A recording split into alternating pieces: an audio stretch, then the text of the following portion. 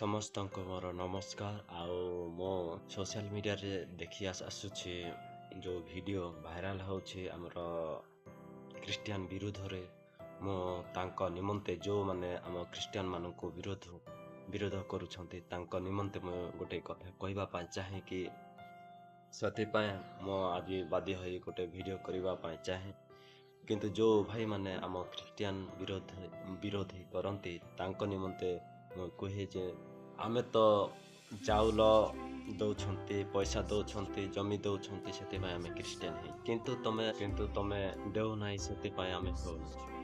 ଆଉ ଆମେ ଯେଉଁ ଧର୍ମ ଜାତି ଆମେ ଯେଉଁ ଦେଖୁଛୁ କିନ୍ତୁ ସେ ଜିନିଷ ଯାକ ଭଲ ନାହିଁ।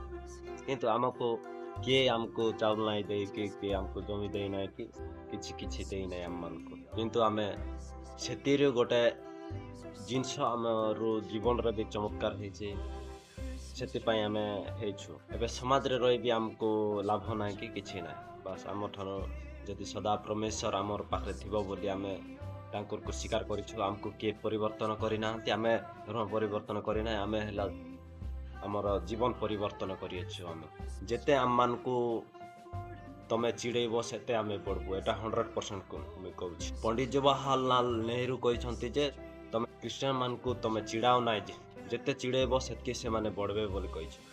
କିନ୍ତୁ ତମେ ସେଇଟା ଜାଣିପାରୁନାହିଁ। ଚିଡ଼ାଅ, ବାକି ଗୋଟେ କଥା କହିବି, ଯଦି ଆମେ ତମ ଗାଲି ଗୋଲଜ, ତମ ମାଡ଼ ବି ଖାଇବୁ, ତମେ ଦଙ୍ଗା କଲେ ଆମେ ଖାଇବୁ, କିନ୍ତୁ ତମେ ହେବା ପାଇଁ ରେଡ଼ି ଅଛ ତ? ଯଦି ରେଡ଼ି ଅଛ ବୋଲେ କୁହ, ଆମେ ସେଥିରୁ ସହିବା ପାଇଁ ଆମେ ଚାହୁଁଛୁ। ମୁଁ ଜବାବ ଦେଉଛି। ଆଉ ଜାତି ଧର୍ମରେ ତମେ ଆଗକୁ ଆସୁଛ, ତମ ଜମିନରେ ଆମ ବିଶ୍ୱାସୀ ମାନେ ଚାଲୁଛନ୍, ସେଠି କ'ଣ ପାଇଁ ଚାଷ କରି ଖାଉଛ? ମୋତେ ଟିକେ କୁହ।